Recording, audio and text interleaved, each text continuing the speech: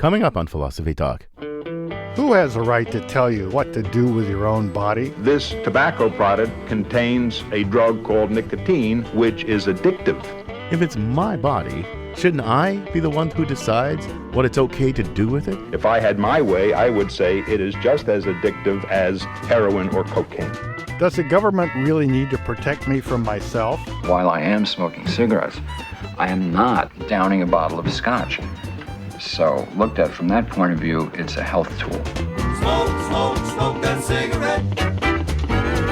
Puff, puff, puff, and if you puff yourself to death. Tell St. Peter at the Golden Gate that you just hate to make him wait, but you just gotta have another cigarette. Our guest is Cécile Fabre, author of Whose Body Is It Anyway? Justice and the Integrity of the Person. Regulating Bodies, coming up on Philosophy Talk. Gotta smoke?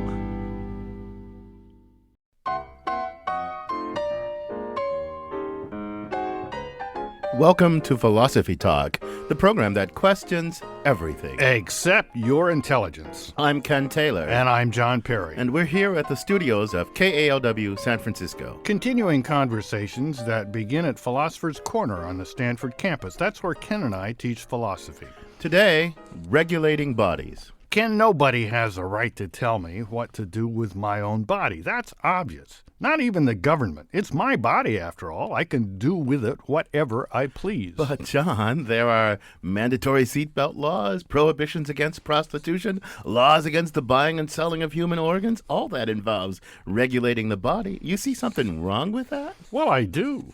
First of all, I and I alone have exclusive ownership of my body. If that's right, which it surely is, it follows pretty directly that as long as I'm not hurting anyone else, I should be left alone to do with my body as I please. Well, John, but first of all, the state actually has an interest in seeing to it that its citizens remain healthy and able-bodied. Think of all the people who fight our wars or keep our streets safe or care for and educate our children. Where are those people going to come from if the state were to just sit back and allow us all to eat, drink, or drive ourselves to early graves? You make the state sound like a hovering, hectoring helicopter parent. Well, I'm not really arguing for paternalism. Not exactly, anyway. But look, just as the state has a legitimate claim to some of our financial resources, it also has a legitimate claim to our bodily resources, it seemed to me. You're comparing regulation of the body to taxes? Oh, come on. You mean to say that the state can, legitimately take one of my arms or one of my kidneys and redistribute it to someone else? Well, I'm not sure I'd go quite that far, but look, suppose that there was a blood shortage or a bone marrow shortage. What would be so wrong with the state actually compelling healthy people to donate blood or bone marrow to relieve the shortage? Well, donating blood, donating bone marrow, those are good things, all for them. I don't object to the state encouraging people to do those good things, but compelling them? That goes too far. Well, John, but wait a minute. Just leave the state out of it for a minute if that bothers you. Look at it from a moral point of view. There's a person right here, right now, who needs a blood transfusion, or he's going to die. He's going to die, John. If you could save him by giving a pint or two of your precious blood, aren't you morally obligated to do so? If I don't give my blood, and I just let this poor person die, then you could rightly accuse me of being a callous, uncaring SOB. But you're implying that the dying person has some kind of right to my blood. I don't agree with that at all. Well, why not? Well, because it's my body. It's mine, all mine. Not a single part of it belongs to the public or the government or to arbitrary strangers, however needy they are.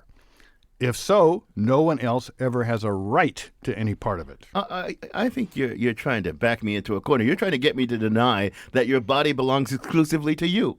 Okay, you know what? I bite the bullet. I deny it's not just your body. Are you serious? I'm deadly serious. Go back to the tax analogy. Most people grant that society at large has a moral claim to at least a portion of our private wealth.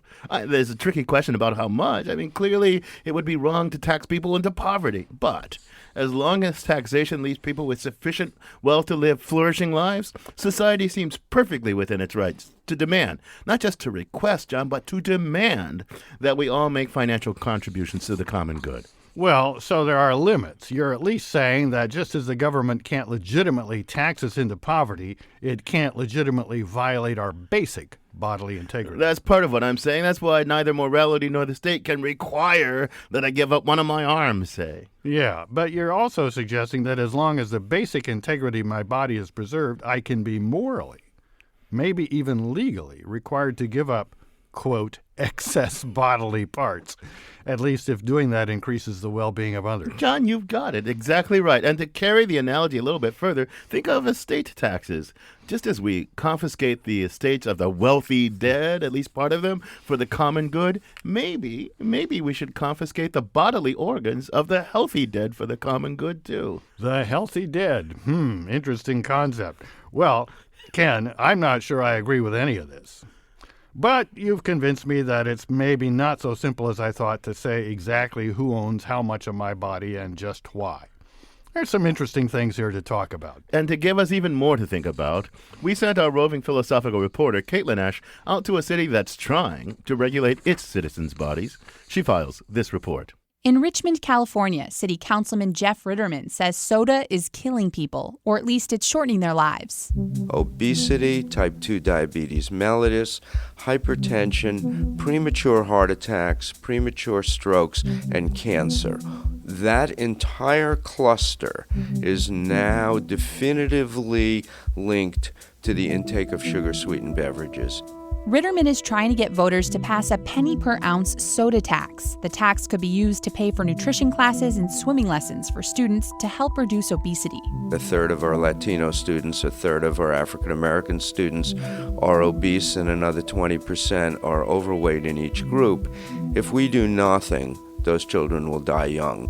Ritterman was a cardiac surgeon for 30 years before joining the city council. He points to a recent study that shows men who drink a can of soda a day are 20% more likely to suffer a heart attack. It's a product that's literally robbing our children of years of life. And this small city in Northern California is not the first to try to limit soda consumption. Supersized drinks like this are the target of a first-of-its-kind ban that New York Mayor Michael Bloomberg wants to impose. New York City's Board of Health recently voted to ban the sale of soda drinks larger than 16 ounces in movie theaters and restaurants. Of course, many oppose the ban. They say it's government paternalism at its worst. New Yorkers for Beverage Choices is a group of mostly business owners financed by the soft drink industry. Here's a clip from a video on the group's website featuring Teamster Executive Board member Joe Vida. We ask that the mayor reevaluate this proposed plan and to work with our companies to educate consumers, not eliminate their freedom of choice. The Center for Consumer Freedom took out a full-page ad in the New York Times with Mayor Bloomberg's face photoshopped on the body of a nanny and the words, "Nanny Bloomberg, you only thought you lived in the land of the free." The argument about a nanny state, why is this government, isn't this government overreach, isn't this government interference, I think makes only sense when everybody is very well informed. And so we see this as a sort of right-to-know issue, as really using the tax to inform the public.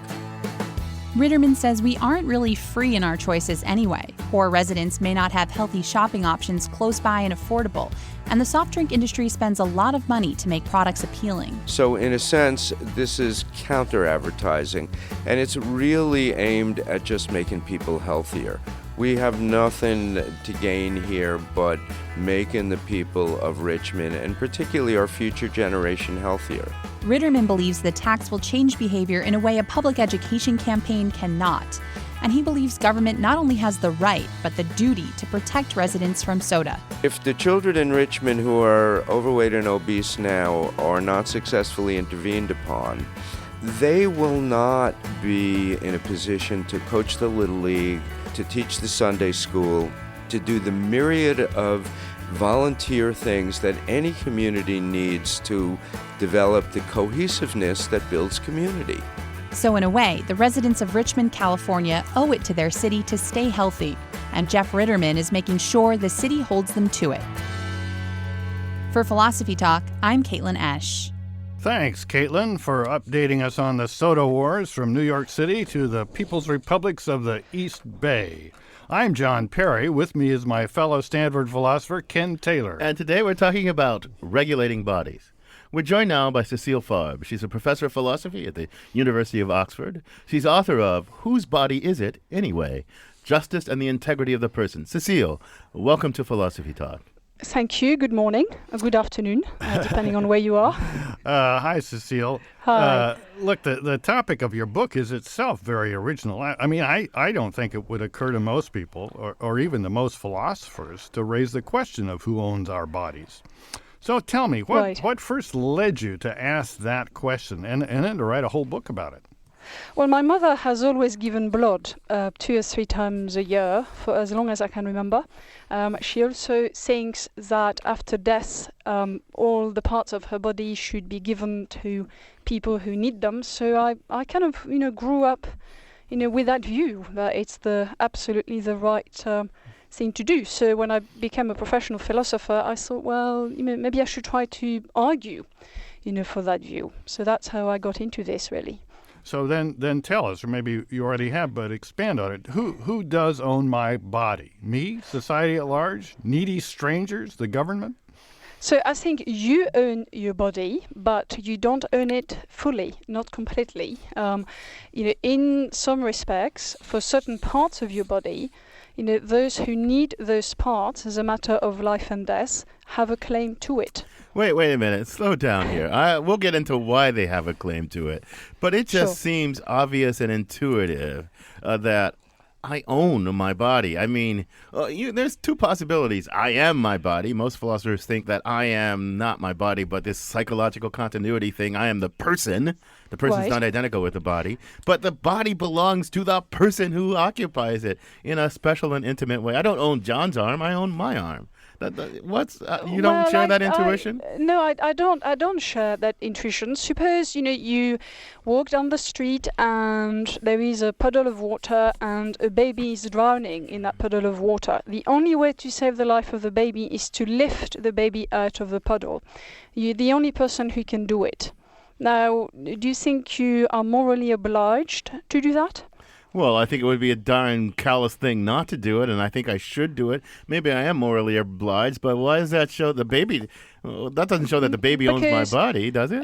No, it shows that the baby has a claim that you use your arm in a particular way at that particular point in order to save his life. So if you believe that, then you don't believe that you own your body fully. So let's be clear here. So you said to say that somebody owns my body in your parts of my body, in your vocabulary, is really to say they have a claim on the use of my body. Not just I have a claim on the use of my body. That's right. Well, isn't that a funny sense of ownership? I mean, somebody might have a claim to use my car.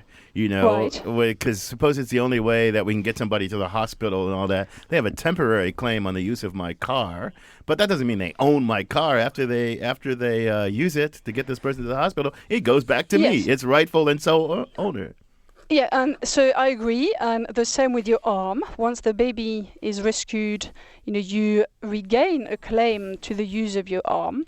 So that it's in that one sense that you don't fully own your arm. You can't do with your arm whatever you want at any time. So in a way, though, you said that we do own our body, but you're saying the ownership of our body is like the ownership of other things, at least in most states. It has limits. I mean, the U.S. Constitution protects us from unreasonable searches and seizures, but it doesn't protect us from reasonable seizures. And our car can be seized for emergencies. Absolutely. Yes, and so in the same way, our body could be seized for emergencies. In that way. Or think about military conscription. To say you have to fight, in that war is to say, well, we, the community, have a claim on your person, on your body, to fight in that war. You're listening to Philosophy Talk. Today, we're talking about regulating bodies with Cécile Fabre from Oxford. Are there limits on what I can do with my own body, as long as I'm not harming anyone else? Does morality sometimes require me to give others my body parts? By what rights can governments forbid people from doing things like selling their bodily organs or their sexual services? My body and the rights of others to it, when Philosophy Talk continues.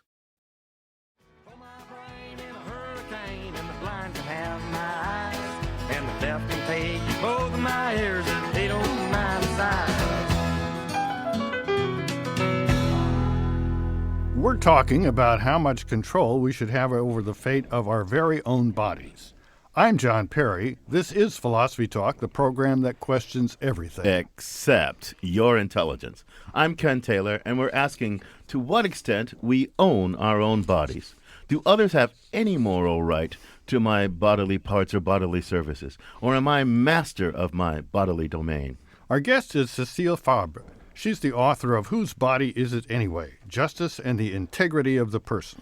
So, okay, Cécile, Yes. It's clear that you believe that a person can actually have the right to expect or demand part of somebody else's body or somebody else's bodily services.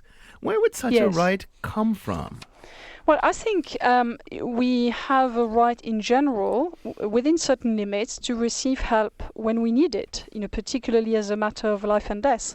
So the welfare state, which is funded through taxation, is one way in which we as a society honor this right. And I just think that the argument can be extended again within limits to parts of the body, particularly let's after death. Slow down. Okay, the welfare state, it redistributes wealth. It takes money from some, spends it for the general good. Right. It sometimes That's even right. transfers money from X to Y, right? That's right.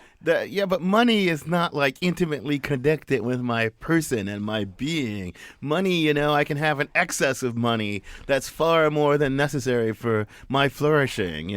Mitt Romney deserves to give us some of his money because he doesn't need all of that money. But arms, legs, eyes is different. So arms, legs, eyes, I agree, are different. But I have an excess of blood. I don't need all the blood that there is in my body now to continue to function. I don't need all the bone marrow that I have to continue to function. I don't need all the liver cells that I have in order to continue to function. So what's the difference with money? Well, that's a rhetorical question. No, I think she means that as a real question. No, it's a real question. It's not rhetorical. It's a real question. Okay, what's it? But let's. So the state maybe requires people to give blood if they're healthy. I don't know. I could live with that. Bone marrow is a bit more painful. I could live with that. But let's skip to something really difficult. Kidneys. There's a shortage of kidneys. We all have 2 kidneys. Most of us who are healthy, who aren't alcoholics, who don't have various other things, are probably 90% assured that we won't need that second kidney. Do you think the state could start a program of required kidney donation and that would be moral, legal, legitimate, and et cetera? Well, it depends. No, I don't. I think I would draw the line there because the risks attendant on having a nephrectomy are quite high, and that would have to be, taken into account. In the book that you mentioned, I restrict, myself to renewable bodily resources as well, which can be extracted either without anesthetics or through local anesthetics. So I certainly don't believe, that I must give you a kidney of mine if you need one. But I do believe that I must give you some of my blood or my bone marrow if you need it in order to survive.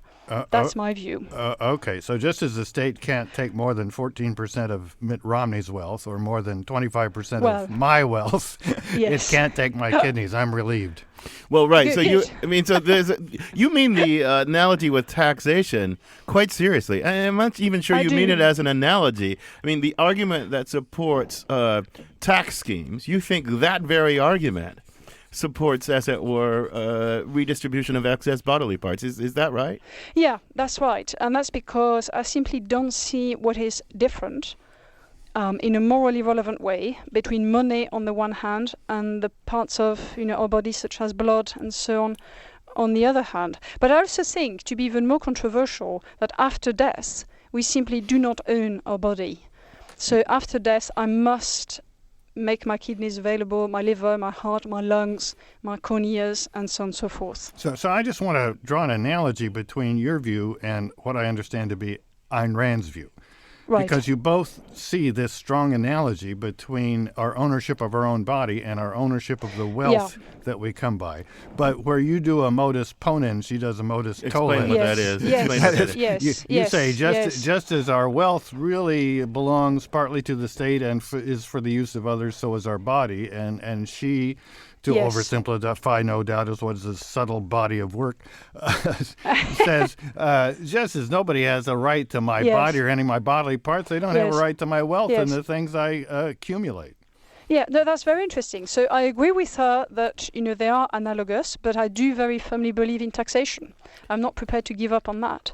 So my view is, given that I do believe in taxation, then I have to accept limited rights over the body.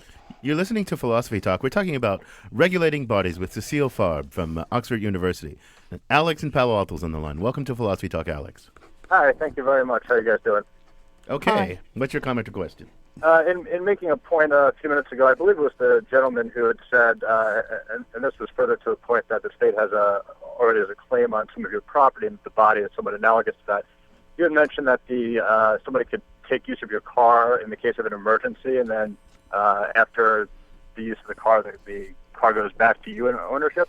I'm wondering where you find the basis for the idea that somebody can use your car or any of your property in the case of a personal emergency. Well, suppose that somebody's lying dead on the street or dying on the street. There's no ambulance around, Alex, and we got to get the person to the hospital. And my car's the only car around, and I could take them to the hospital without any cost to myself. Are you denying that you would feel obligated? I'm not just as an act of charity. Yes. Are you denying, Alex, that you would feel obligated to lend your car to that person, as it were? Oh, I certainly feel like I would love to lend my car, although the state doesn't have any right to the car, and there's no law in the United States that requires somebody to give their car in that situation.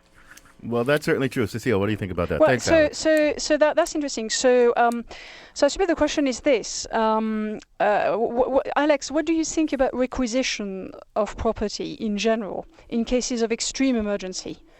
So the police says we need a car. We've run out of petrol. Your car is the only one we can use. We're taking it. Would you object to that? And under law in most jurisdictions in the United States, police are able to take your car if there's Right. an impending emergency. But to save somebody's life, individual's life, nobody has the right to take your car. And interestingly, no physician has either a moral obligation under the laws that govern physicians in this country, nor are there any state laws requiring somebody to try to save your life. So these are, Cécile, these are Right. important questions. There are in some countries there are what are called Good Samaritan laws or anti-bad Samaritan laws, where you are legally Yes, required yes. to help out a person in need when it's not contrary to your needs or desires. But in America, there aren't too many of those laws. Should there be such laws? Well, is it not the case that there is such a law in the state of Vermont? That's my understanding. Well, there are some places. There are some places, yeah. But what do you think about such laws in general? Should there be such laws? Oh, definitely. In my home country, which is France, there is such a law of Good Samaritanism. Belgium, has it as well. Britain doesn't. I do think that there should be, such a law. The case that's always mentioned in this context is the case of Kitty Genovese, that woman who was murdered in the 70s in New York. 34 people heard her call for help in the course of 3 hours. No one helped. She died. I think there should be a law, requiring people, again, within limits, to provide help to those who need it. Can we distinguish whether one has a moral obligation to do such a thing? It seems to me you might well have a moral obligation to intervene and help in such circumstances, Yes. versus whether the state has the legitimate power to legally require you to do it. And not everything that I have a moral obligation That's to right. do is a legitimate exercise of state power to coerce me into doing it. No, I completely agree. And in fact, there might be very good arguments for saying, well, the state shouldn't enforce that particular right. Arguments to do with effectiveness. How do we get, the relevant information we need, for the state to act? Absolutely. But I do think that, and this is why I disagree with Alex, I do think that there is a moral obligation, a very strong moral obligation, to give our car, to give some blood, to give bone marrow, to make our body available after death. Well, I'm not sure you disagree with Alex. I think Alex clarified things a little bit. So on the one hand, there's agreement, or at least it seems to be the case, that the state has a right to requisition private property in the case of emergencies. Then there's the question of what counts as an emergency. Does one person dying or one person needing help count as an emergency, or are we talking something about hurricanes, wars, and so forth? Then the other question is there a moral obligation to help that person, even if it comes to the extent of giving blood or bone marrow? I don't think Alex denied that. But those are two separate questions. And where your view is controversial, I think, is that this requisitioning doesn't stop with your car or your petrol. It extends to your blood marrow and your blood, maybe not to your kidney, although it sounds like if we had pretty painless ways of getting kidneys out of people, it might. Yes, it would extend to kidneys in that case as well. Absolutely. We've got a lot of callers on the line. Karen in Oakland's on the line. Welcome to Philosophy Talk, Karen. Good morning. I have a question. It's a hypothetical question. In a society, let's say that's a coercive society, using the analogy of the taxation for the common good and body parts for the common good, when it's a society that's coercive, for example, a government that wanted to have a population of males for, let's say, fighting wars, then is it ethical to require that female fetuses be aborted and males be produced, or that even in a more far-reaching scenario that a woman's body be altered to make sure that the children that she bore were males? Wow, interesting question. Well, that's a very interesting question. So I would say no.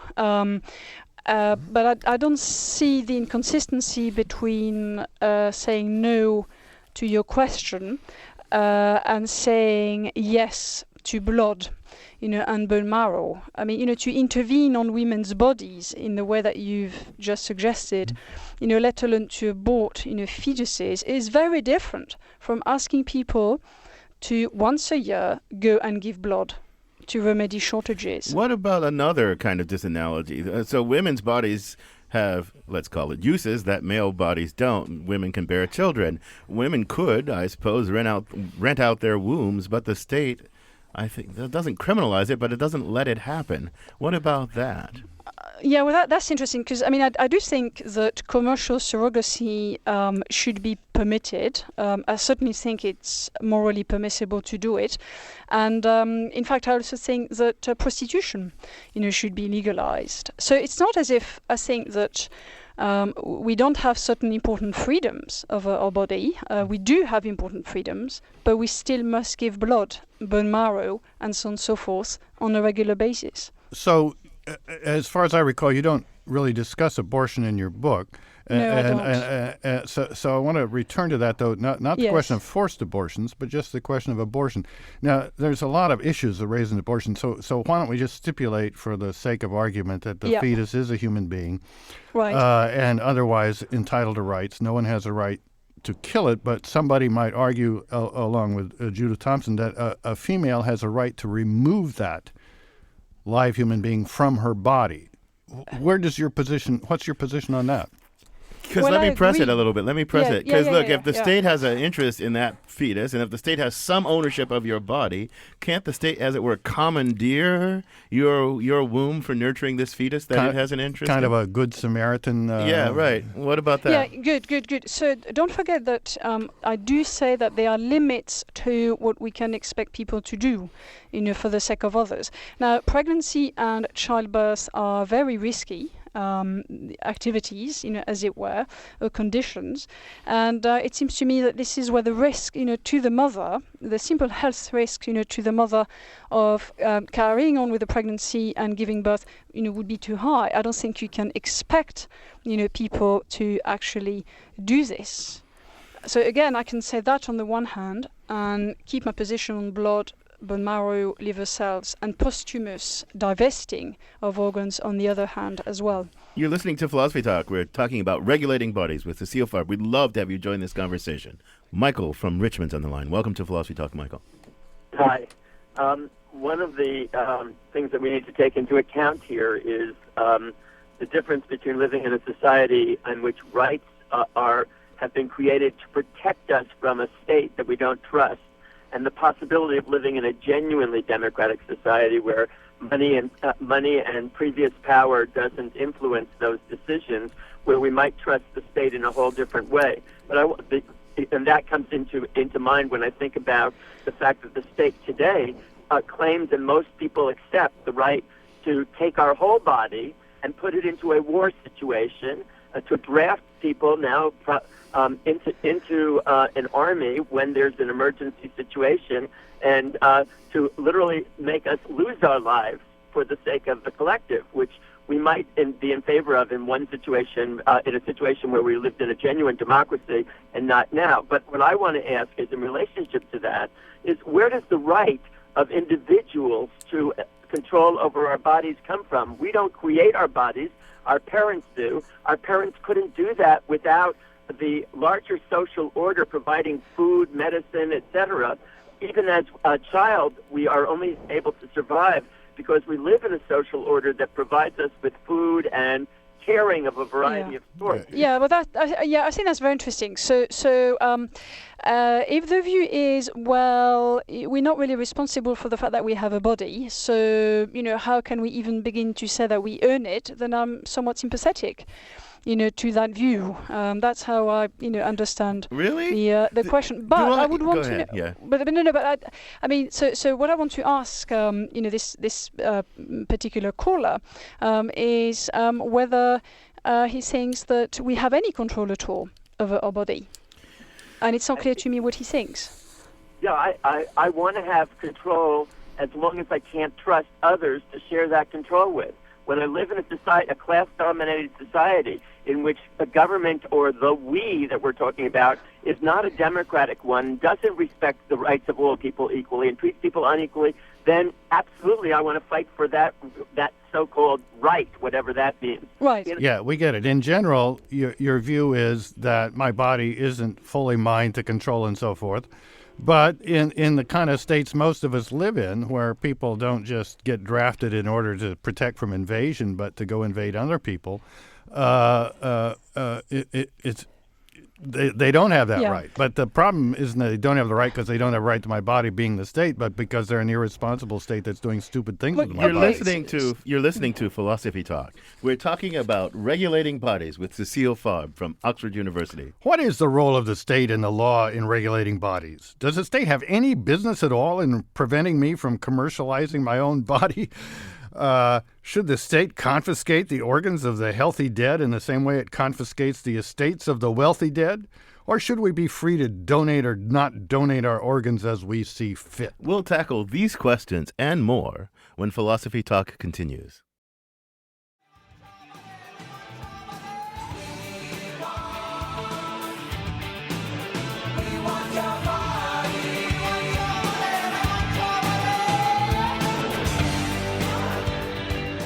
I have a feeling they wouldn't want my body, but they do want your body. But do they have a right to it? I'm John Perry. This is Philosophy Talk, the program that questions everything. Except your intelligence. Our guest is Cécile Fabre from the University of Oxford, and we're talking about regulating bodies. And we have a caller in the line, Amy from Berkeley. Welcome to Philosophy Talk, Amy. Thank you. I wanted to bring up the concept of two different types of ways that our government regulates drug use. One is deciding that certain recreational drugs are illegal, and so preventing people from using them even if there's no victim. And the other is for enforcing the use of vaccines and saying that children may or may not go to school based on if they have or have not had certain vaccines. So, do you have a question? You just want to know what justifies that? I was just saying that there is, that there is, in a sense, that there is I was wondering about your guest's reactions to this, in the fact that the government decides which things can go in or not go in our body. So, Cécile, Amy's asking, I think, an important question. Look, if, as you say, it seems the government has a claim on behalf of the citizenry, because I think you really think it's other individuals that have a call, and then the government can enforce that. Then it gets to regulate not just It gets to regulate the care and feeding of my body too, doesn't it? Because, if it's not just yours, if it's not just your car, then you have to take care of it. No, not at all. On my view, when the state can act to, for example, say you have to give your blood, it does so for the sake of another person who needs my blood, particularly as a matter of life and death. That's completely different, from the state saying to me, for your own good. No, wait a minute. Right? No, but I know that, but not just for your own good. But since I may need your blood, since others may need your blood, right? You have an obligation to care for your blood so that when you're called upon to give it. Right. Well, can't the state do that by your life? No, I don't think so.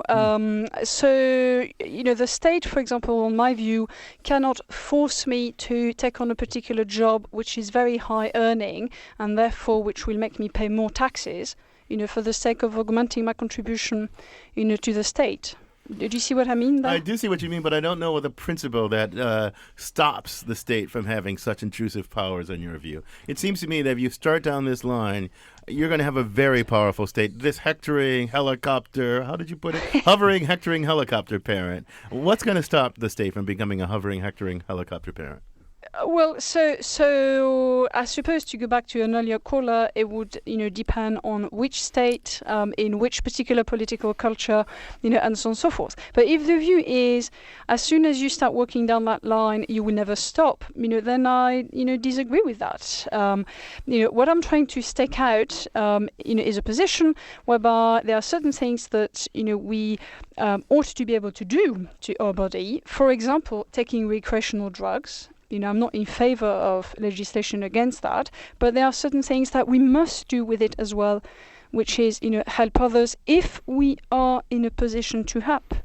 Well, so with respect to getting shots, which governments require, and drugs, I think it's important to distinguish between what the government in theory has a right to do and what they in fact do. I mean, I think they're pretty reasonable, at least in America, about what shots you have to take, and that they really are shots that basically protect the wider public from certain kinds of contagion.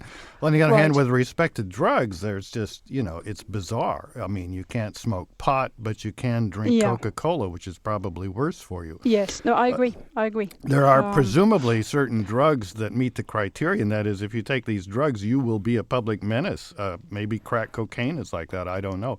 But lots of drugs that are regularly rated certainly aren't. But, I mean, it seems to me that the ones that are like that makes perfectly good sense to not let people take them. Cécile, I want to shift you to another topic that you've written about and talk a lot about in your book.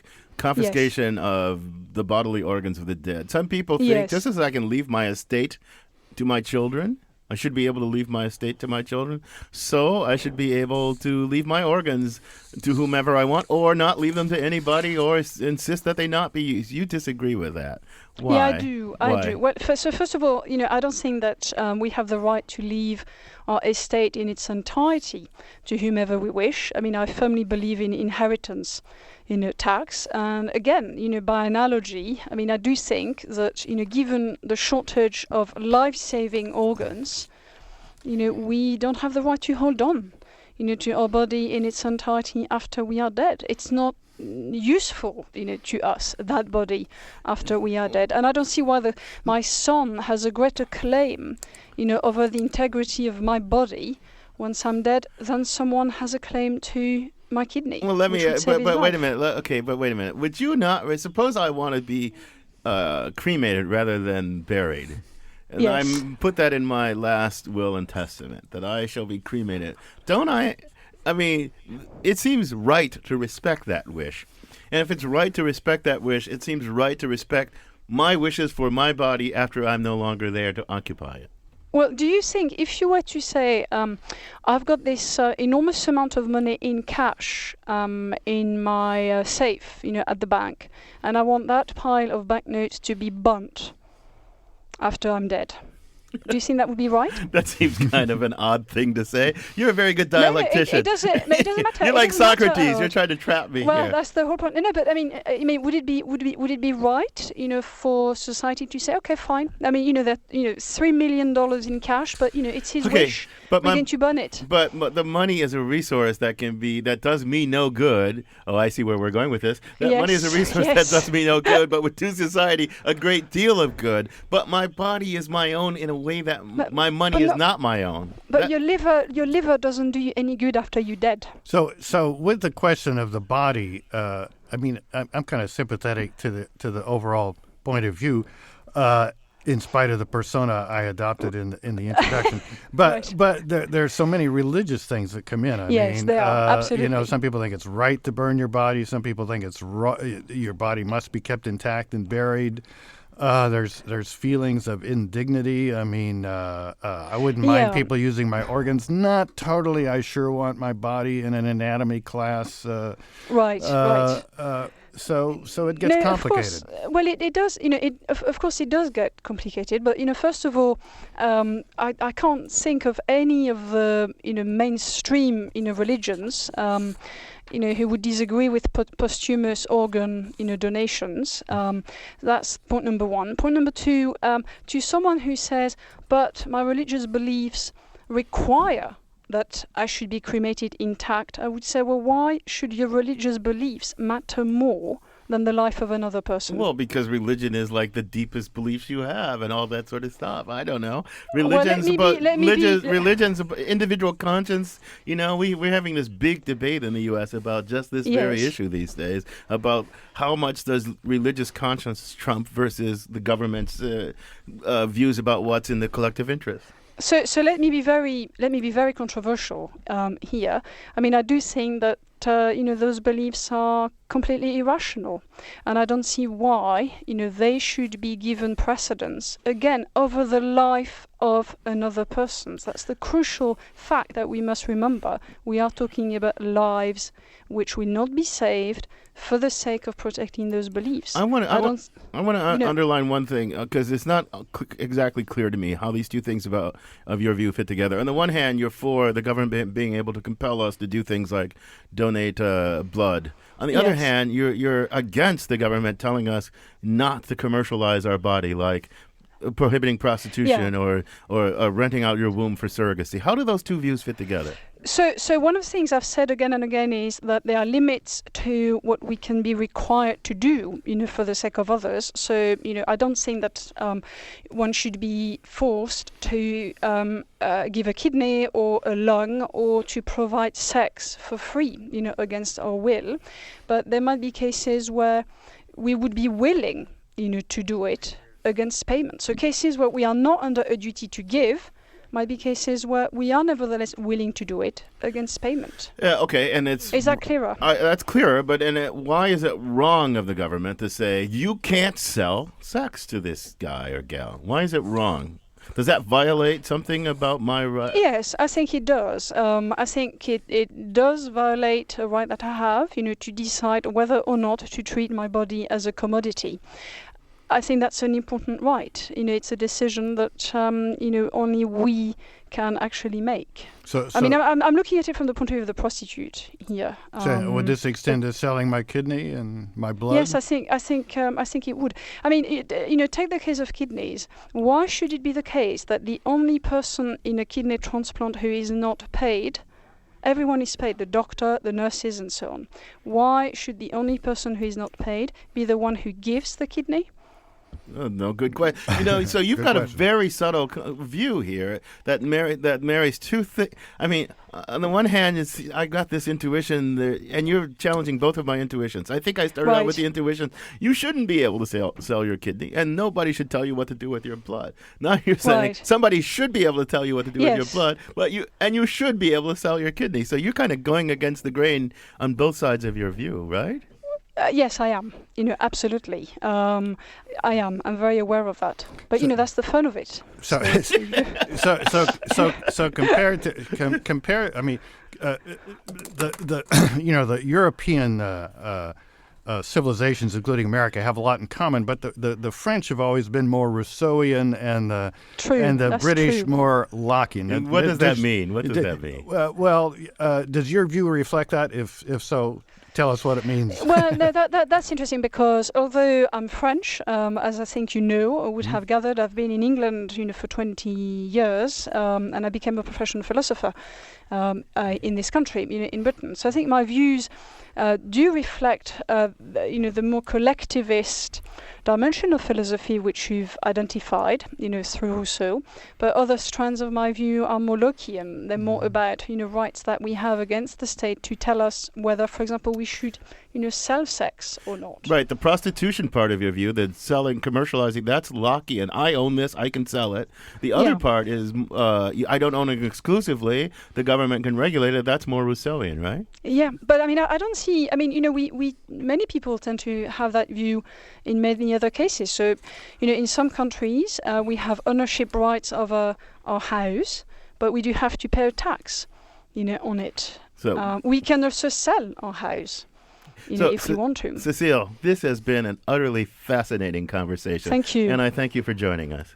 You're very welcome. Thank you. Our guest has been Cécile Fabre. She's a professor of philosophy from the University of Oxford. She's author of a fascinating book, Whose Body Is It Anyway? Justice and the Integrity of the Person. So, John, what are you thinking? I thought that was really cool. Oh, I thought that was fascinating. She combines the kind of Rousseauian perspective of the French with some elements of Locke and the dialectical ability you'd expect from Oxford. I wanted to ask her how come the French, with all the Rousseauian public spiritedness, always cut in line, but we didn't get to that. My views have really been challenged. She challenged both sides of my intuition. I'm going to have to think about this more, and the way we can do this is continue this conversation on our blog, theblog.philosophytalk.org, where our motto is cogito ergo blogo. I think, therefore I blog. You can also follow our tweets on Twitter, and you can find out more by visiting our very active, ever growing Facebook page. And wait, there's more. Check this out.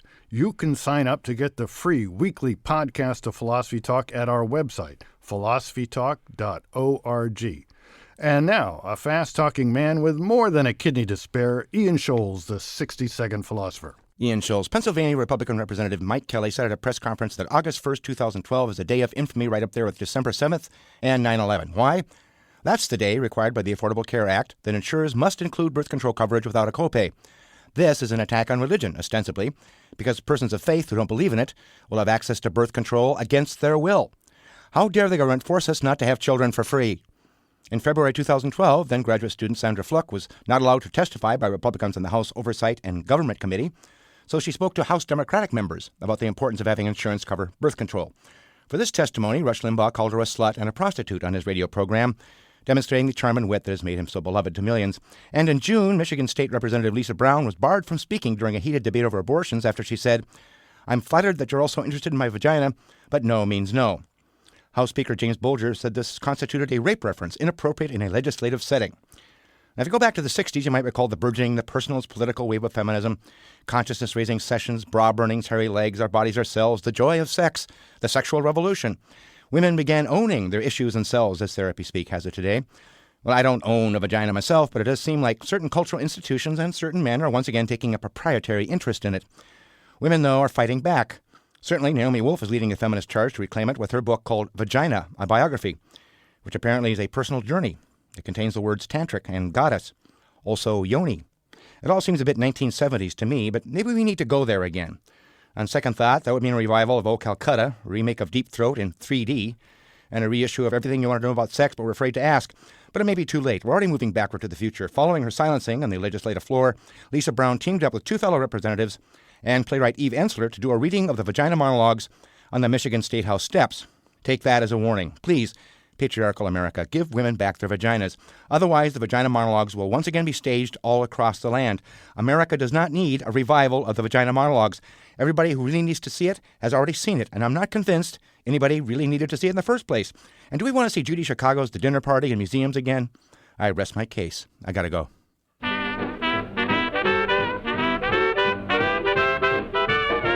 The Wisdom of the Ages, in a nutshell, from Ian Scholes, the 60-second philosopher.